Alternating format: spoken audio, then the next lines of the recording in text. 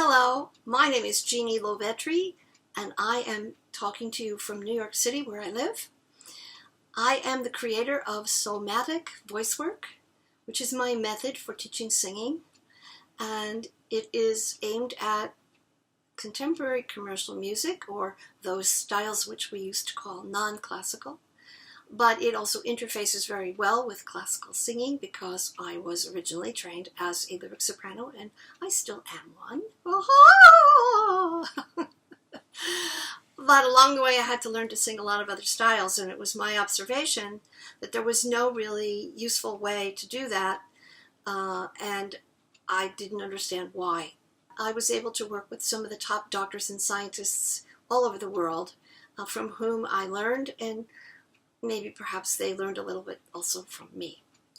Out of that, I eventually started to work with high-level singers like leads on Broadway and rock stars and pop stars and jazz singers, and I evolved a method based on my life experience. I'm 69 now, and I started teaching when I was 22, so that's 47 years of teaching experience, and my first public singing was at age 7, so I am steeped in singing.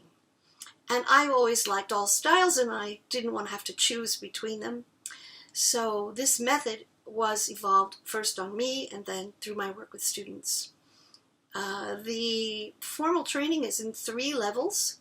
Each is 3 days long. The first one is application, and it's about learning to listen, to hear, and to see what goes on when we sing in as objective way as possible.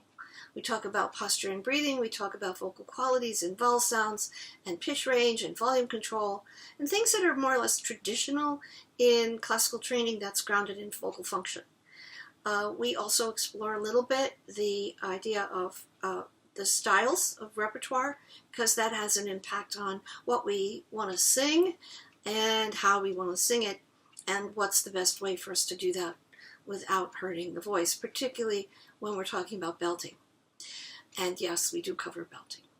In level 2, we have advanced application, where we go further into those principles and we really learn to use them when we're teaching and to create exercises that meet the needs of the singers as we work with them. And we also have a level 3 in which we have a medical doctor who's usually a laryngologist who specializes in working with singers.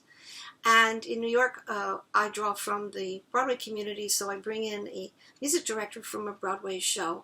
Last year and the year before, it was Tom Murray who conducts the Broadway show Anastasia. And I am currently working with both leads in that show. I also have had guest artists who are gospel experts, jazz singers, folk singers, cover all the styles and their own idiosyncrasies and protocols. And level 3, we have also a pitch matching section and problem solving section, and then we talk about repertoire, and then I do a lot of demonstration teaching, applying the principles. Along the way, we have lots of fun. We listen to videos, we sing for each other, we play games, we do movement, and I answer as many questions as possible. And I have a wonderful faculty who's going to be with me in Australia at the University of Southern Queensland.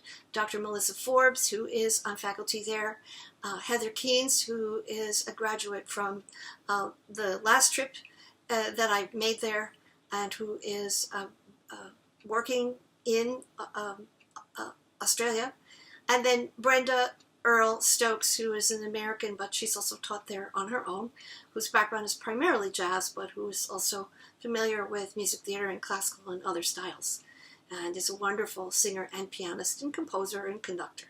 So it's a great faculty, and we are going to share what we know. It's not the right way or the best way, it's just my way. It's an open system, it's always adjusting to the newest information, and we share everything with an open heart.